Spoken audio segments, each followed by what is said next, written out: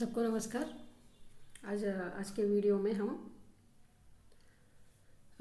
बरस से बादल 10वीं कक्षा का पहला पाठ कविता पाठ बरस से बादल पाठ से संबंधित अर्थग्राह्यता प्रतिक्रिया अभिव्यक्ति सृजनात्मकता से संबंधित प्रश्न हमारे टेक्स्ट बुक में अभिव्यक्ति सृजनात्मकता पाठ्य पुस्तक में अभिव्यक्ति सृजनात्मकता से संबंधित प्रश्नों का और उनके उत्तर का हम आज వివరణ देखेंगे इस वीडियो में।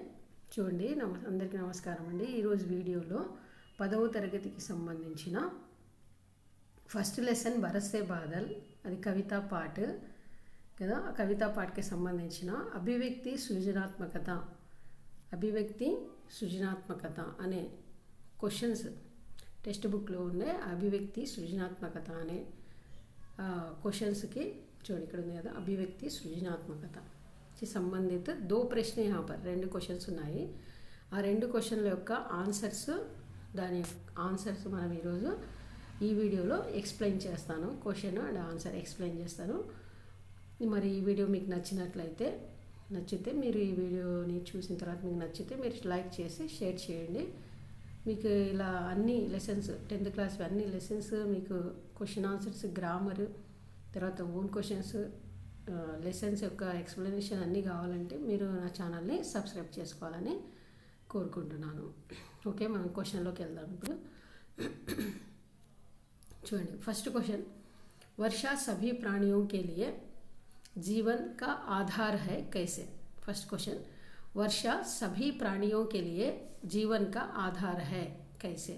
చూడండి వర్ష అని వచ్చినాడు। వర్ష का अर्थ है बारिश అంటే వర్షము, రెయిన్ అని అర్థం। సభీ ప్రాణియోకే సభీ అంటే ఆల్ అన్ని ప్రాణులకు టోటల్। ప్రాణియా అంటే ఏంటి, ఇక్కడ సభీ ప్రాణి అంటే మనుషులు మాత్రమే కాదు, జీవ జంతు పేడ పౌదేవి చూడండి చెట్లకు కూడా ప్రాణం ఉంటుంది కదా, చెట్లు తర్వాత జంతువులు పక్షులు పశు పక్షి జీవ జంతు और पेड़ पौधे सब और मनुष्य सभी प्राणियों के लिए वर्षा जीवन का आधार है। ఇక్కడ జీవన్ అంటే లైఫ్ అని అర్థం। ఆ లైఫ్కి ఆధారం అంటే ఆధారం, మన లైఫ్కి ఆధారం ఈ వర్ష। ఎలా కైసే అని అడిగినాడు। కైసే అంటే ఎలా అని అర్థం। ఎలా ఆధారం మనకి వర్షం అన్ని ప్రాణులకు, మానవులకే కాదు అందరికీ, పక్షులకు జంతువులకు చెట్లకి భూమి మీద నివసించే జీవించి ఉండే ప్రాణులందరికీ కూడా, సముద్రంలో ఉండే వాటికి కూడా అన్ని ప్రాణులకు కూడా ఎలా ఆధారం అవుతుంది వర్షము, ఎలాగో మనం ఎక్స్ప్లెయిన్ చేయండి అని ఇక్కడ క్వశ్చన్ అడిగినాడు। ఆన్సర్ చూద్దాం। वर्षा से धरती की प्यास बुझ जाती है।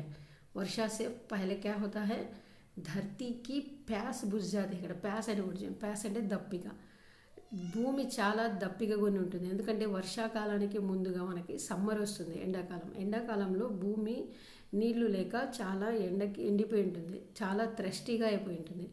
మనం చూస్తే కదా ఎండాకాలం అయిన తర్వాత కొన్ని రోజుల తర్వాత చూస్తే కదా వర్షం పడుతుంది కదా, ఫస్ట్ వర్షం పడినప్పుడు భూమి మీద వర్షం పడినప్పుడు ఆ భూమి పీల్చుకుంటుంది వాటర్ని, అప్పుడు మనకు ఒక రకమైన మట్టి వాసన అనేది వస్తుంది। అలాగే కొన్ని రోజులు వర్షం పడినప్పుడు భూమి అంతా పీల్చుకొని బయటకు వదిలినప్పుడు అప్పుడు మనకు బయట అంతా కూడా బురద మట్టి ఇంకా అది వాటర్ బయటకు కనిపిస్తాయి। ఫస్ట్ భూమి ఏం చేస్తుందంటే వాటర్ని పీల్చుకుంటుంది కదా, అందుకే ఈ భూమి థ్రస్టీగా ఉంటుంది। ప్యాస్ అంటే థ్రస్టీ, భూమి యొక్క థ్రస్టీనెస్ని పోగొడుతుంది ఈ వర్షం, ఫస్ట్ కారణం అది।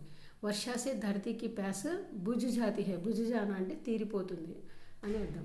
నెక్స్ట్ చూడండి, సభీ ప్రాణి జీవ జంతు రాహత్కి సాన్స్ లేతే హై। సభీ ప్రాణి అన్ని ప్రాణులు, భూమి మీద నివసించే అన్ని ప్రాణులు, తర్వాత జీవ జంతు రాహత్కి సాన్స్, రాహత్ అంటే ఏంటంటే పీస్, ఒక రకమైనటువంటి శాంతికి సాన్స్ అంటే ఏంటంటే బ్రీతింగ్, చల్లని ఒక మంచి బ్రీతింగ్, ఒక శాంతమైన బ్రీతింగ్ తీసుకుంటాయి సభీ ప్రాణి జీవన। రాహత్కి సాన్స్ లేదు, వర్షం వస్తానే అమ్మయ్య వర్షం వచ్చింది, ఇంకా మనకి తాగేకి నీళ్ళు ఉన్నాయి, మనం ఇంకా ఎండిపోవాల్సిన అవసరం లేదు అనేటట్టుగా అన్నీ। రాహత్కి సాన్స్ అంటే ఏదంటే నెమ్మది, రాహత్ మీన్స్ నెమ్మది అని అర్థం।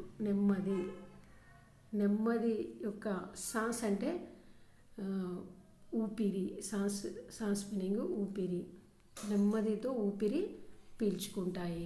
ఎవరెవరు పీల్చుకుంటారు, జీవ జంతు ప్రాణి। కిసానో కో జీవన్ మిల్తా హై. నెక్స్ట్ ఇక్కడ కిసాన్ ఇచ్చాడు. కిసాన్ అంటే ఎవరండి? కిసాన్ అంటే ఎవరు?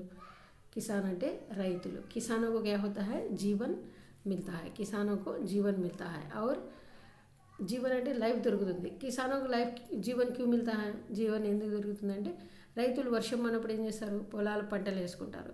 కాబట్టి వాళ్ళకి కూడా చాలా సంతోషం వర్షం వస్తాయి. నెక్స్ట్ జల్ భావ్ కే కారణ్ దుఃఖీ జల్చర్ అబ్ సుఖద్ జీవన్ జీనే లగ్తే హై. జలభావ్, జలాభావ్ అంటే ఏంటంటే జల్ ప్లస్ అభావ్. జల్ అంటే వాటర్, అభావ్ అంటే తక్కువ ఉండడం. జల్ అభావ్కే కారణం అంటే నీరు తక్కువ ఉండే కారణాన్ని బట్టి దుఃఖంగా ఉన్నటువంటి దుఃఖీ జల్చర్ అంటే దుఃఖంగా ఉండే నీటిలో ఉండేటువంటి ప్రాణులు. జల్చర్ అంటే జలంలో, జల్ అంటే నీటిలో నివసించే ప్రాణులు. అది నీటిలో నివసించే ప్రాణులు ఎవరు? చేపలు కానీ అలా ఉంటాయి కదా, నీళ్ళలో ఉండేటువంటి అన్నీ కూడా సుఖద్ జీవన్ జీనే లగ్తే హై. సుఖద్ జీవన్ జీనే లగ్తే హై. సుఖద్ అంటే సుఖ అంటే అది కూడా నెమ్మదినే, సంతోషంగా నెమ్మదిగా జీవిస్తారు. అంతవరకు వాటర్ లేని, జలభావం అంటే వాటర్ లేని కారణంగా దుఃఖంగా ఉన్నటువంటి జలచరాలన్నీ కూడా ఇప్పుడు వర్షం పడింది కాబట్టి సుఖద్ జీవన్ జీనే లగ్తే హై. ఖేత్ లహలహానే లగ్తే హై. ఖేత్ అంటే ఇక్కడ చూడండి పొలాలు, పొలాలన్నీ కూడా లహలహాన అంటే ఏంటంటే గ్రీనరీగా పచ్చగా కనబడుతూ ఎంతో అందంగా ఇట్లా ఊగుతూ గాలికి చిరుగాలికి ఊగుతూ ఉన్న దాన్ని లహలహాన అంటారు. చెట్లు బాగా పొలాలన్నీ కూడా ఆ విధంగా వర్షం పడినప్పుడు మనకు కనిపిస్తాయి. మనం బస్సులో ప్రయాణం చేసేటప్పుడు కూడా పొలాలు ఉంటాయి ఇటు సైడ్ అటు సైడ్.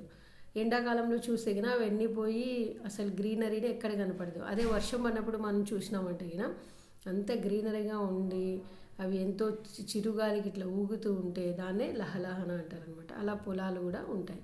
తర్వాత వర్ష హమే జల్ భోజన్ और शीतलता प्रदान करती है.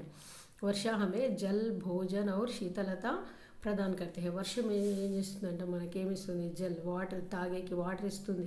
భోజనం అంటే మనం తినే ఆహార పదార్థాలు వర్షం పడడం వల్లనే రైతులు పండిస్తారు కాబట్టి భోజనం ఇస్తుంది. శీతలత అంటే కూలింగ్, ఎండకి బాగా మనము ఎంతో డ్రైగా అయిపోయిన మనం అందరకు ఎంతో వేడిగా ఉన్నదాన్ని శీతల అంటే ఏంటి? కూల్ చేస్తుంది అన్నమాట. కూలింగ్. ప్రదాన్ కర్తీ హై అంటే ఇస్తుంది వర్షం మనకి. నెక్స్ట్ इस प्रकार हम कह सकते हैं कि वर्षा सभी प्राणियों के लिए जीवन आधार है. ఈ విధంగా మనం చెప్పొచ్చు. इस प्रकार అంటే ఈ విధంగా మనం చెప్పగలము. कह सकते हैं వర్షము అన్ని ప్రాణులకి జీవనానికి ఆధారము అని. మన క్వశ్చన్ ఏది? అన్ని ప్రాణులకి వర్షం ఎలా ఆధారం అంటే ఈ విధంగా అని ఈ క్వశ్చన్లో ఎక్స్ప్లెయిన్ చేశారు. ఫస్ట్ ధరతీకి ప్యాస్ బుజ్తే, భూమి యొక్క త్రష్టి తిరిగిపోతుంది. అన్ని ప్రాణులు, జంతువులు అందరూ కూడా నెమ్మదితో శ్వాస పీల్చుకుంటాయి. తర్వాత రైతులకు జీవనం దొరుకుతుంది.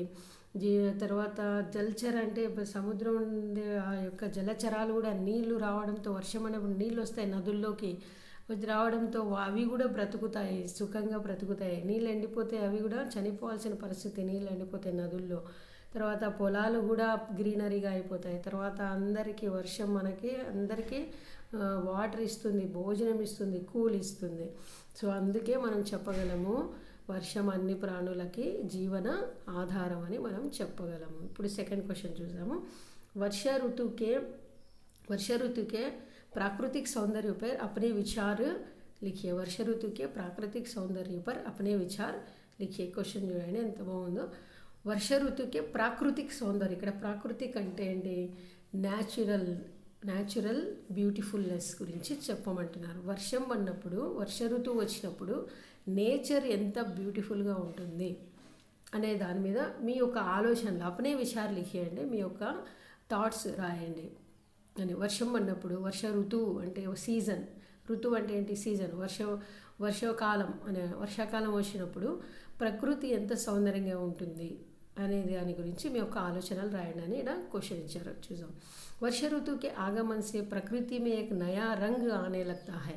చూడండి, వర్ష ఋతువుకి ఆగమన్ అంటే ఏంటి? ఆగమన్ అంటే రావడంతో, వెల్కమ్ అనే. ఆగమన్ అంటే వర్ష ఋతువు వచ్చిన వెంటనే ఏమవుతుంది?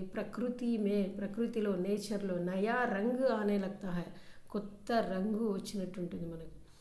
మనం దీన్ని తెలుసుకోవాలంటే ఫస్ట్ ఎండాకాలం గురించి మాట్లాడుకోవాలి. ఎండాకాలం వచ్చినప్పుడు ఏమవుతుందంటే ఎక్కడెక్కడ గడ్డి పొలాలు అన్నీ కూడా ఎండిపోయి భూమి కూడా చీలిపోయి ఇట్లాగా ఎండిగా డ్రైగా చెట్లన్నీ కూడా ఎండిపోయి అలా ఉంటుందన్నమాట. అదే వర్షం వస్తుంది, ప్రకృతి ఏమవుతుందంటే ఏదో ప్రకృతి ఎంతో ఆనందంగా ఉన్నట్టు, చెట్లు పచ్చగా ఉంటాయి, ఎక్కడ చూసినా పచ్చ గడ్డి ఉంటుంది, భూమి కూడా మంచిగా నానిపోయి బాగా ఉంటుంది, ఎండిపోయి కనబడదు మనకి.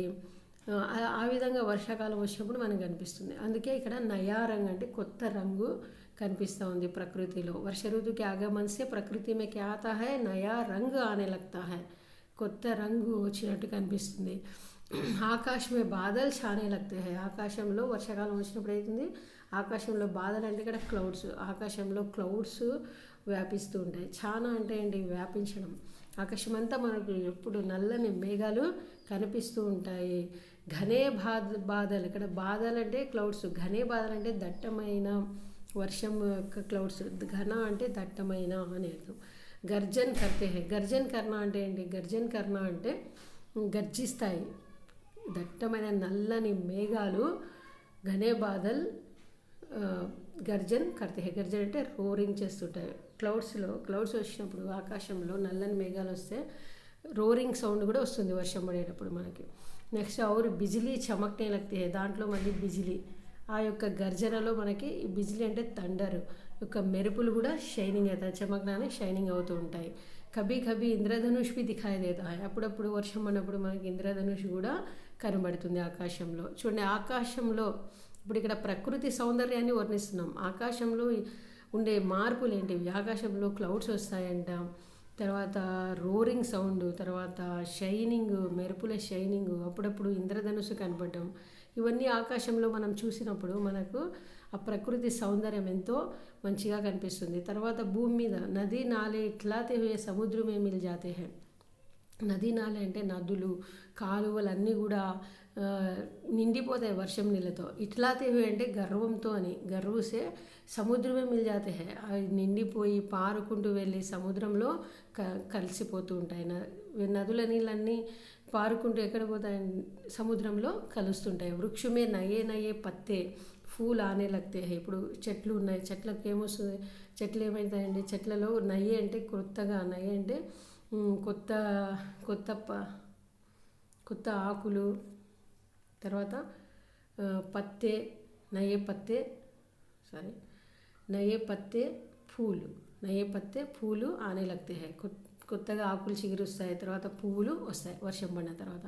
చారో తరఫ్ హరియాలి ఛా జాతి హై, 4 సైడ్స్ కూడా, తరఫ్ అంటే సైడ్ అనే అర్థము, హరియాలి అంటే గ్రీనరీ వ్యాపిస్తుంది. మోర్ నాచ్ ఉడితే హై, అప్పుడు వర్షం పడేటప్పుడు పక్షులు కూడా ఆనందంతో ఏం చేస్తాయి, మోర్ అంటే ఇక్కడ నెమలి అనమాట, పికాక్ కూడా డ్యాన్స్ చేస్తుంది. నాచన అంటే ఏంటంటే ఇక్కడ డ్యాన్స్ అని అర్థం.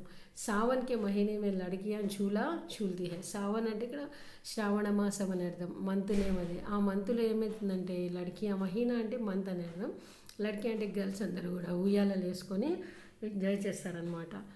ఆ విధంగా ఈ క్వశ్చన్, ప్రకృతి సౌందర్యం ఎలా ఉంది వర్షాకాలంలో అని చెప్తే మనం ఈ ఆన్సర్ రాయాలి. వర్షాకాలంలో ప్రకృతిలో కొత్త రంగులు వస్తాయి, ఆకాశంలో ఏమేమి చేంజెస్ ఉన్నాయి, ఇప్పుడు నదులు వెళ్ళి సముద్రాలు కలుస్తుంటాయి, చెట్లకు కొత్త ఆకులు పువ్వులు వస్తుంటాయి, 4 సైడ్స్ గ్రీనరీ ఉంటుంది, పక్షుల ఆనందంతో ముఖ్యంగా పికాకు డ్యాన్స్ చేస్తుంటుంది, గర్ల్స్ బాయ్స్ అందరూ కూడా, గర్ల్స్ ఒక్కటి ఇచ్చారు ఇక్కడ, బాయ్స్ అందరూ కూడా వర్షానికి ఆనందిస్తారనమాట.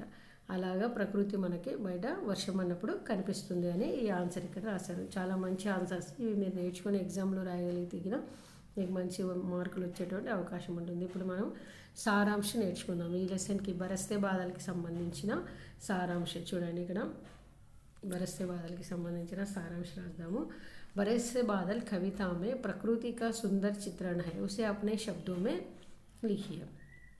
చూడండి, బరసే బాదల్ కవిత మే ప్రకృతి కా సుందర చిత్రణ. ఇప్పుడు ఎగ్జామ్లో సారాంశం లిఖియే అని ఒకసారి క్వశ్చన్ చేంజ్ చేసి అడుగుతుంటాడు. బరసే బాదల్ కవిత పాఠ్ కా సారాంశ అప్నే శబ్దో మే లిఖియే అని కూడా అడగచ్చు. లేదా ఇది నా కవి సుమిత్రానందన్ పంత్ కదా, సుమిత్రానందన్ పంత్ జీనే బరసే బాదల్ కవిత మే కిస్ ప్రకార్ ప్రకృతి కా వర్ణన్ కియా హై అని కూడా అడగచ్చు. తర్వాత ఈ విధంగా ఇక్కడ ఉంది ఏదో క్వశ్చన్, ప్రకృతి కా Sundar చిత్రణ high, Sumitranandan కైసే Kia high, అని అడగచ్చు. కవితాओं का बरस से बदल कविताओं का भाव अपने शब्दों में लिखिए అని అడగచ్చు. ఏ విధంగా క్వశ్చన్ అడిగినా కూడా ఎక్కువ మార్కులకి అంటే సారాంశం క్వశ్చన్ 8 మార్క్స్ ఆర్ 10 మార్క్స్కి అడుగుతారు. ఆ మార్క్స్ని బట్టి ఈ సారాంశం మనం అక్కడ రాయాలన్నమాట. చూడు, సారాంశం రాసేటప్పుడు ఫస్ట్ ఆఫ్ ఆల్ మనం కవి పరిచయ రాయాలి. ఖచ్చితంగా కవి పరిచయ అనేది రాయాలి. ఇప్పుడు ఫస్ట్ పేరాగ్రాఫ్ కవి పరిచయ చూద్దాం. ప్రస్తుత కవిత బరస్తే బాదల్ సుమిత్రానందన్ పంత్ జీ ద్వారా రచిత హై. చూడండి, ఫస్ట్ ఇప్పుడున్నటువంటి మనం చూసుకున్నటువంటి ఈ సారాంశము ప్రస్తుత కవిత అంటే ఇప్పుడు మనం ఏదైతే చూస్తున్నామో బరస్తే బాదల్ అనే కవిత సుమిత్రానందన్ పంత్ అనే కవి ద్వారా రచించబడింది. రచిత హై అంటే రచింపబడింది. సుమిత్రానందన్ పంత్ ప్రకృతికే బేజోడ్ కవి మానే జాతే హై. ఈయన సుమిత్రానందన్ పంత్కు ఒక పేరు ఉందండి, ఏంటంటే ప్రకృతికే బేజోడ్ కవి. అంటే ప్రకృతి గురించి కవితలు రాయడంలో ఈయనకి సాటి అయిన వారు ఎవరు లేడు. బేజోడ్, ఇక్కడ చూడండి, బే అనే లెటర్ తీసుకుంటే జోడ్ వస్తుంది. జోడ్కి ఆపోజిట్ బేజోడ్. జోడ్ అంటే అతని లాంటి వారు ఇంకొకరు ఉండడం, జోడు ఉండడం. బేజోడ్ అంటే అతని లాంటి వాళ్ళు ఇంకొకరు లేరు. ప్రకృతి గురించి వర్ణించే కవుల్లో సుమిత్రానందన్ పంత్ లాంటి కవి ఇంకొకరు లేరు. అందుకే ఆయనకి ప్రకృతికే బేజోడ్ కవి అని అంటారనమాట. మానే జాతే హై అంటే అలా ఆయనని పిలుస్తారు. ఇన్కా జన్మ सन 1900 में अल्मोड़ा जिले के कौसानी गांव में हुआ. ఈయన జన్మము ఎప్పుడైంది 1900లో ఆల్మోడా జిల్లాలో కౌసాని అనే గ్రామంలో జరిగింది. ఉనికి మృత్యు सन 1977 మే హుయి. చూడండి, 1977లో ఆయన చనిపోయినాడు. ఇన్కి ప్రముఖ రచనాయ, ముఖ్యమైన రచనలు ఇచ్చినాడు ఇక్కడ. వీణా, గ్రంథి, పల్లవ్, గుంజన్, యుగాంత్, గ్రామ్యో, స్వర్కిరణ్, కళా ఔర్ బూఢా చాంద్ తథా చిదంబర ఆది హై. ఇక్కడ చిదంబరకి ఆయనకి జ్ఞానపీఠ పురస్కారం కూడా లభించిందనమాట. ఇది కవి పరిచయ ఫస్ట్ పేరాగ్రాఫ్లో మనం రాయాలి. కవి పరిచయకి ఎప్పుడైనా కూడా మంచిగా 2 మార్క్స్ బట్టి దీనికి 1 or 2 మార్క్స్ ఇస్తుంటారు కవి పరిచయ రాసిన వాళ్ళకి. నెక్స్ట్ ఇప్పుడు సెకండ్ పేరాగ్రాఫ్ చూసాము. సెకండ్ పేరాగ్రాఫ్లో ఇక్కడ నుంచి సారాంశం మనకు స్టార్ట్ అవుతుందన్నమాట. ఫస్ట్ పేరాగ్రాఫ్ కవి పరిచయ రాయాలి, సెకండ్ పేరాగ్రాఫ్ మనం ఆన్సర్ రాయాలి. చూడండి, ఆన్సర్లో కూడా పోమ్లో ఉండేటువంటి భావం మనకు కనిపించాలి. చూడండి, प्रस्तुत कविता बरसते बादल में पंत जी ने प्रकृति का बड़ा सुंदर चित्रण किया है. చిత్రణ అంటే ఏంటి, ఇక్కడ పిక్చర్ చేసి చూపిస్తున్నాడు. పిక్చర్ సుందర్ బ్యూటిఫుల్ పిక్చర్ అంటే వర్షం పడేటప్పుడు ఎగ్జాక్ట్గా ఎట్లుంటుందో ఆ పిక్చర్ మనం ఊహించుకోవచ్చు. అంత మంచిగా సుందర్ అంటే బ్యూటిఫుల్ పిక్చర్ చూపించినాడు ప్రకృతికి సంబంధించి ఈ లెసన్లో. సావన్ కే మహీనే మే మేఘ్ బరస్తే హై. శ్రావణ మాసంలో ఏమవుతుంది, మేఘ అంటే బాధలు, మేఘ అంటే బాధలు కదా, క్లౌడ్స్ కురుస్తాయి. और उनकी बूंदे तरुओं से स्पर्श करती हुई गिरती है. చూడండి, సారాంశంలో మనం పోమ్ నేర్చుకున్నాం కదా, కవితలో ఫస్ట్ పోయంకి భావం అంది ఇదంతా కూడా. सावन के महीने में मेघ बरसते हैं, उनकी बूंदें तरुओं से చంతి हुई नीचे गिरती है ఉంది కదా, దానికి అర్థం ఇది. చూడండి, శ్రావణ మాసంలో మేఘాలు కురుస్తాయని. और उनकी బూందే అంటే వర్షం నీళ్ళు, బూందే అంటే ఏంటి, డ్రాప్స్ ఏమవుతాయి, తరువు అంటే చెట్లని స్పర్శ అంటే టచ్ చేస్తూ కింద పడుతుంది. వర్షం నీళ్ళు డైరెక్ట్ కింద పడకుండా చెట్లను టచ్ చేస్తూ కింద పడతాయి. और घोर घने बादलों से బిజిలీ చమకती है. घोर घने बादल అంటే ఎంతో నల్లని దట్టమైన మేఘాల నుంచి, బాదలు అంటే మేఘాల నుంచి, బిజిలీ చమకती है అంటే మెరుపులు వస్తాయి, షైన్ అవుతాయి. దిన్కే అంధేరే మే మన్ మే స్వప్న జగనే లగ్తే హై. దిన్కే అంధేరా అని ఇచ్చినాడు. అంత పోమ్లో ఉండే క్వశ్చన్ లైన్స్ అండి ఇవి. దాన్నే మనం చేంజ్ చేసి ఇక్కడ రాయాలన్నమాట. దిన్కే అంధేరేమే అంటే పగలే అది, కానీ సూర్యుడు లేని కారణాన్ని బట్టి అంధేరా చీకటిగా ఉంటుంది. అందుకే ఇక్కడ దిన్కా అంధేరా అనేది. దిన్కే అంధేరేమే మనమే స్వప్న జగనే లగ్తే హై, మనసులో కొత్త కళలు మేలుకుంటాయి అని ఇచ్చినాడు. నెక్స్ట్ మేండక్, ఇది సెకండ్ పోయం అండి. ఈ 3 లైన్స్ ఫస్ట్ పోయంకి ఇచ్చినాడు. ఫస్ట్ లైన్ అయితే ప్రకృతి కా బడా సుందర్ చిత్రణ కియా హై. सावन के महीने में मेघ बरसते हैं, उनकी बूंदें तरुओं से स्पर्श करती हुई गिरती है. घोर घने बादलों से बिजली चमकने लगती है. दिन के अंधेरे में मन में स्वप्न जगने लगते हैं. ఆ సమయంలో ఎట్లా ఉంటుందంటే అంధేరా చీకటిగా ఉంటుంది కాబట్టి కళలు అనేటివి, అందరి కళలు బయటకు వస్తాయి. జగనే లగ్తే హై అంటే మేలుకుంటాయి కళలు అని ఇచ్చినాడు. ఇప్పుడు సెకండ్ పోమ్కి భావం ఇది. మేండక్ టర్టర్ కర్తే హై, జిల్లి भी झनझन करते हुए अपनी खुशी को जाहिर करती है. మీరు సారాంశం భావం వినేటప్పుడు టెక్స్ట్ బుక్ పెట్టుకొని చూసుకుంటూ వింటే మీకు ఇంకా బాగా అర్థమవుతుంది. ఇక్కడ ఫస్ట్ మేండక్ టట్టర్ కడితే ఇది పోమ్లో ఉండేటివి అండి ఇవన్నీ కూడా. ఇక్కడ మేండక్ అంటే ఫ్రాగ్ అని అర్థం. కప్ప ఎలా అరుస్తుందంట, వర్షం పడినప్పుడే అరుస్తాయి అవి. వర్షం ఎప్పుడైతే ఎండాకాలం ఉంటుందో దానికి చెరువులు నీళ్ళు ఎండిపోతాయి, అది అరవదు అనమాట. వర్షం పడినప్పుడు ఎక్కడ చూసినా బురదలు కుంటలు ఉంటాయి కదా, అక్కడే ఈ కప్పలు టట్టర్ టట్టర్ అని అరుస్తుంటాయి. అందుకే మేండక్ టట్టర్ కడితే జిల్లి అంటే ఆ పోయంలో నేను ఎక్స్ప్లెయిన్ చేశాను, అది చూడండి. జిల్లి అంటే ఇది ఒక ఇన్సెక్ట్ అనమాట, ఒక ఇన్సెక్ట్ నేము. అది జంజన్ అంటే అరుస్తుంది. కొన్ని పురుగులు వస్తాయి కదా, మెరిసే పురుగులు, వర్షం పడినప్పుడు చాలా పురుగులు వస్తుంటాయి అనమాట. ఆ పురుగుల్లో ఈ అరిసే పురుగు ఒకటి కూడా ఇండ్లలో కూడా వస్తుంటుంది. అది ఏం చేస్తుంది, జంజన్ కరికి అప్పుడు ఖుషీకో జాహిర్ కర్తీ హై. ఇవన్నీ కూడా వాళ్ళ సంతోషాన్ని, అంటే ఆ జంతువులకి ఆ ఇన్సెక్ట్స్కి మాటలు రావు కాబట్టి వాళ్ళ సంతోషాన్ని వాళ్ళ సౌండ్లో, వాళ్ళ వాయిస్లో అవి తెలియజేస్తుంటాయి మనకి. మోర్ ఔర్ చాతక్ పక్షి ఖుషీ సే మధుర్ గీత్ గానే లగ్తే హై. చూడండి, ఈ నెమలి, తర్వాత ఈ చాతక పక్షి, నెమలి అయితే డ్యాన్స్ చేస్తుంది, చాతక పక్షి ఏం చేస్తుంది, చాతక పక్షి వర్షం నీళ్ళే తాగుతుందంట. అది చాతక పక్షి గురించి ఒక ప్రత్యేకత ఏంటంటే వర్షం నీళ్ళే తాగుతుంది. ఆ చాతక పక్షి వర్షం కోసం ఎదురు చూస్తూ ఉంటుందంట. అందుకే ఖుషీసే మధుర్ గీత్ గానే లగ్తే హై. అవి సంతోషంగా తన పాటలు పాడుతూ, నెమలి డ్యాన్స్ చేస్తూ తన సంతోషాన్ని తెలియజేస్తాయి. उड़ते हुए सोन पक्षी भीगने की खुशी में करुण गीत गाने लगते हैं. ఇప్పుడు ఉడితే సోన్ పక్షి అంటే ఇవి సముద్రాల దగ్గర ఉండే పక్షులు అనమాట. అవి సముద్రం దగ్గర పైన ఎగురుతూ ఉంటాయి. అప్పుడు భీగ్నేకి ఖుషి మే, వర్షం అన్నప్పుడు భీగ్న అంటే తడిసిపోవడం అని, వర్షం వచ్చినప్పుడు తడిసిపోతుండగా తడిసిపోతూ అది సంతోషంతో కరుణ గీత్ అంటే ఇక్కడ ఏంటంటే ఆనంద బాష్పాలతో పాటలు పాడుతూ ఉంటాయి అన్నమాట. క్రందన్ కర్తీ హై అని ఉంది పోమ్లో. క్రందన్ కన్నానే రోతే హుయే ఖుషి జాహిర్ కర్తీ హై అంటే ఏడుస్తూ తన ఆనంద బాష్పాలు ఏడుస్తూ సోన్ పక్షి తన సంతోషాన్ని తెలియజేస్తుంది అని ఇక్కడ రెండో పోయింది బాగుంది. ఫస్ట్ పారాగ్రాఫ్లో ఇవి రెండు అనమాట. అర్థమైంది కదా. నెక్స్ట్ సెకండ్కి వెళ్దాము. ఈ సెకండ్లో చూడండి, బూందోకే స్వర్, ఇది థర్డ్ పోమ్ అనుకుంటున్నాను నేను. బూందోకే స్వర్ సే రోమ్ సిహర్ ఉడితే హై. ఈ వర్ష బిందువులు పడేటప్పుడు మన చేతుల మీద, ఇక్కడ రోమ్ అంటే బాల్ అని అర్థం. బాల్ అంటే మనం ఆడుకునే బాల్ కాదు, ఇంగ్లీష్ బాల్ కాదు, హిందీలో బాల్ అంటే ఏంటి, హెయిర్ అని అర్థం. అయ్యారు వెంట్రుకలు, మన చేతుల మీద ఉండే చిన్న చిన్న వెంట్రుకలు నిక్కచ్చిగా నిలిచి ఉంటాయి. మనం ఏదైనా ఆశ్చర్యమైన విషయాలు విన్నప్పుడు ఇలా మనకి ఈ చేతుల ముందు ఉండే ఏళ్ళు ఇలా నిలుచుకుంటాయి. అలాగా వర్ష బిందువులు పడుతుంటే ఫస్ట్ టైం మనకు అలా అనిపిస్తాయి. నదియోం పర్ వర్షాకి ధారాయే గిరినే లగ్తీ హై. నదుల మీద వర్షం యొక్క దారాలు, వర్షం ధారాలుగా నదుల మీద పడుతుంది, నదుల్లో పడుతున్నాయి.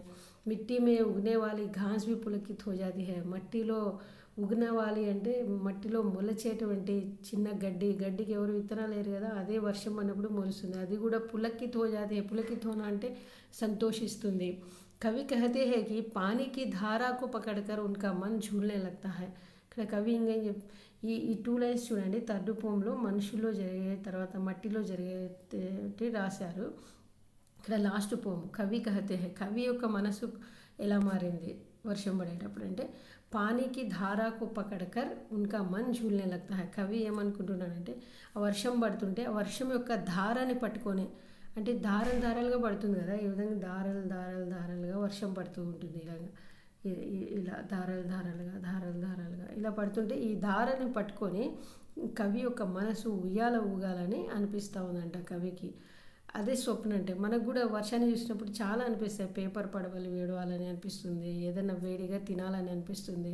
ఆ విధంగా కవికి కూడా ఆ దారాన్ని పట్టుకొని ఊగాల ఝూల్లా లగ్తా అంటే ఊగాల అనిపిస్తుందంట. కవి సభీకో ఉన్హే ఘేర్ కర్ సావన్ కే గీత్ గానే కే లియే కహతే హై. ఇంకా కవికి ఏం మరుస్తుందంట, ఉన్హే ఘేర్ కర్, ఉన్హే అంటే ఇక్కడ కవిని చుట్టుకొని, ఘేర్న అంటే చుట్టుకొని, శ్రావణ మాస పాటలు పాడదాము రండి, నన్ను చుట్టుకుంటే అందరూ ఆ శ్రావణ మాస పాటలు పాడదామని కవి అందరినీ ఆహ్వానిస్తున్నాడు. సబ్ మిల్కర్ ఇంద్రధనుష్కి ఝూలే మే ఝూల్ కర్ ఖుషి మనానేకి. అందరు కలిసి అందరు కలిసి ఇంద్రధనుష్ అనే ఉయ్యాలలో, ఇప్పుడు ఇంద్రధనుషు ఆకాశంలో వచ్చి ఉంటుంది కదా, ఇంద్రధనుషు ఈ విధంగా, ఇంద్రధనుషు 7 రంగులతో ఈ విధంగా వస్తుంది కదా, ఈ ఇంద్రధనుషు అనే ఉయ్యాల్లో కూర్చొని అందరూ ఉయ్యాల ఊగుదాం రండి అని పిలుస్తున్నాడు. ఖుషి మనానా అంటే ఎంజాయ్ చేద్దాము, సంతోషాన్ని అనుభవిస్తాము. మరి తథా మన్కో భానే వాళ్ళ శ్రావణ్ కా మహీనా హర్ ఏక్ కి జిందగీ మే. మన్కో భానే వాళ్ళ, ఇక్కడ మన్కో ఇక్కడ భానేవాలా అని ఉందండి, ఇక్కడ వేరేది పడింది, దీన్ని తీసుకుందాము. మన్కో భానేవాలా శ్రావణ్కి. మన్కో భానేవాలా అంటే మనసుని ఆకర్షించే ఈ శ్రావణ మాసం హర్ ఏక్ కి జిందగీ మే, ప్రతి ఒక్కరి లైఫ్లో బార్ బార్ ఆనే కే లియే ఆశయం ప్రకట్ కర్తే హై, మళ్ళీ మళ్ళీ రావాలని కవి కోరుకుంటున్నారు. అంటే మన్కో భానాలు మనసుని సంతోషపెట్టే ఈ యొక్క శ్రావణ మాసము ప్రతి ఒక్కరి లైఫ్లో బార్ బార్ అంటే మళ్ళీ తిరిగి తిరిగి రావాలి అని ఆశయం ప్రకట్ కర్తే హై, ఆశని వెల్లడి చేస్తున్నాడు ఇక్కడ కవి అన్నమాట. చూడండి, అర్థమైంది కదండి. ఈ పోమ్ అంతా కూడా మీకు, ఈ పోమ్ యొక్క సారాంశం ఇదంతా కూడా ఫస్ట్ పారాగ్రాఫ్లో కవి పరిచయి, సెకండ్ పారాగ్రాఫ్లో ఫస్ట్ 2 పోమ్స్ యొక్క భావం ఉంది. టెక్స్ట్ బుక్ పెట్టుకొని మీరు వినండి, మీకు ఇంకా బాగా అర్థమవుతుంది, బాగా గుర్తుంటుంది ఆన్సర్ ఈజీగా. థర్డ్ పారాగ్రాఫ్లో వచ్చేసి third fourth poems. Fourth poem మొత్తంగా ఫోర్త్ కవిత అంతా కూడా కవి యొక్క మనసు వర్షం పడేటప్పుడు ఏమనిపిస్తుందో అదే రాశారనమాట. ఇక్కడ ఈ సారాంశం కూడా మీకు అర్థమైందని అనుకుంటున్నాను. ఇక్కడ 2 క్వశ్చన్స్ అర్థగ్రాహిత ప్రతిక్రియలో 2 క్వశ్చన్స్ మరియు సారాంశం అండి. మరి తర్వాత ఇక్కడ ఇంకా ఒక క్వశ్చన్ ఇంపార్టెంట్ ఒకటి ఉంది, క్వశ్చన్ అదొకటి చెప్పేస్తాను మీకు.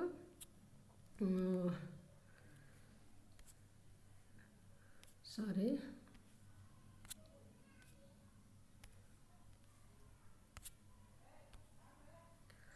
ఇక్కడ 2 క్వశ్చన్స్ ఉన్నాయి, ఇవి కూడా అర్థగ్రాహిత ప్రతిక్రియనే. ప్రకృతి సౌందర్యపై एक छोटी सी కవిత లిఖి అని ఇచ్చినాడు.